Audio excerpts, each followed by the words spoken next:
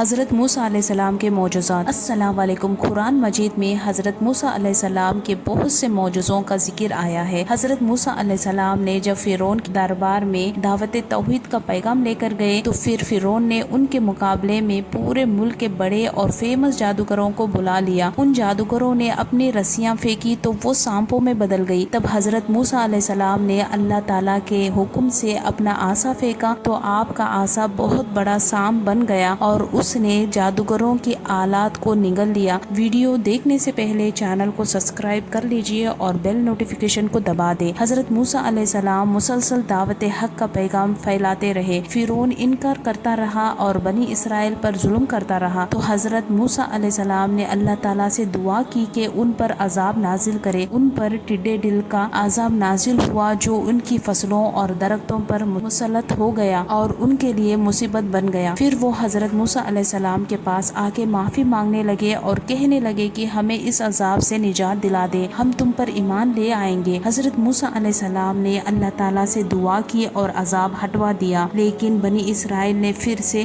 وہی رویہ اختیار کیا اور ایمان نہیں لائے تو آپ نے اللہ سے پھر دعا کی کہ ان پر عذاب نازل کرے۔ اس بار ان پہ جوؤں کا عذاب نازل کیا گیا۔ جوئیں کی یہ مصیبت اتنی بڑی تھی کہ بنی اسرائیل کے لوگ پھر سے حضرت موسیٰ علیہ السلام کے پاس آنے پر مجبور ہو گئے اور کہنے لگے ہمیں اس عذاب سے بچا لے، ہمیں اس عذاب سے نجات دلوا دو۔ تو موسیٰ علیہ السلام کو بنی اسرائیل کے لوگوں پر ترس آ گیا۔ حضرت موسیٰ علیہ السلام اللہ سے دعا کر کے عذاب کو ہٹوا دیا، لیکن بنی اسرائیل نے پھر سے وہی رویہ اختیار کیا۔ وہ لوگ پھر بھی باز نہ آئے، پھر سے وہ وہی کام میں لگ گئے جس سے موسیٰ علیہ السلام انہیں روکا کرتے تھے۔ اس بار ان پر مینڈک کا عذاب نازل کیا گیا۔ مینڈک اتنی زیادہ تعداد میں تھے کہ لوگوں کی زندگی اجیرن ہو گئی۔ ہر جگہ مینڈک تھے، ان کے کپڑوں میں، کھانے میں، ان کے گھروں میں۔ پھر سے لوگ حضرت موسیٰ علیہ السلام کے پاس آئے اور آپ نے پھر سے اللہ سے دعا کی اور عذاب ختم کر حضرت موسیٰ علیہ السلام مسلسل اللہ کا پیغام بھی پھیلا رہے تھے۔ بنی اسرائیل کے لوگ عذاب کا ٹلتے ہی فرعون کے نقش قدم پر چلتے تھے، لیکن فرعون اور اس کے ساتھیوں نے دوبارہ سے وہی رویہ اختیار کیا، یہاں تک کہ ان پر ایک اور بھیانک عذاب آیا۔ دریائے نیل کا پانی خون بن گیا اور ایسی حالت ہو گئی کہ وہ پینے کے قابل نہیں رہا، نہ فصلیں اگانے کے قابل رہا۔ مگر پھر بھی بنی اسرائیل کے لوگ باز نہ آئے۔ بنی اسرائیل کے لوگ وہ لگاتار عذابوں میں گرفتار تھے، ان کی فصلیں خشک ہو گئی، سیلاب آ گیا، یہاں تک کہ آسمانی بجلی اور آگ کے عذاب کا ذکر بھی ملتا ہے۔ لیکن حضرت موسیٰ علیہ السلام کے 40 سال کے لگاتار تبلیغ کے باوجود صرف کچھ لوگ ہی ایمان لائے۔ حضرت موسیٰ علیہ السلام نے فیصلہ کیا کہ وہ اپنے ساتھیوں کو لے کر وہاں سے چلے جائیں گے، مگر جب فرعون کی فوجیوں نے حضرت موسیٰ علیہ السلام کا پیچھا کیا تو آپ دریائے نیل پر پہنچ گئے۔ اس وقت حالات بہت سخت ہو گئی تھی، ایک طرف فرعون کی فوج تھی اور دوسری طرف دریائے نیل تھی۔ تب اللہ تعالیٰ نے حضرت موسیٰ علیہ السلام کو پھر ایک معجزہ عطا کیا۔ آپ نے دریائے نیل پر اپنا عصا مارا اور دریا میں راستے بن گئے اور بنی اسرائیل اس میں سے گزر کر پار اتر گئے۔ اس کے علاوہ جب وہ صحرا میں جا کر رہنے لگے تو بنی اسرائیل پر من و سلویٰ نازل ہوئی۔ یہ بھی معجزہ ہی تھا، وہاں پینے کے لیے پانی نہیں تھا تو اللہ تعالیٰ نے حضرت موسیٰ علیہ السلام سے کہا کہ اپنا عصا پتھر پر مار، بس اس میں سے 12 چشمے جاری ہو گئے۔ پہاڑ کا ایک حصہ الگ ہو کر سائبان کی طرح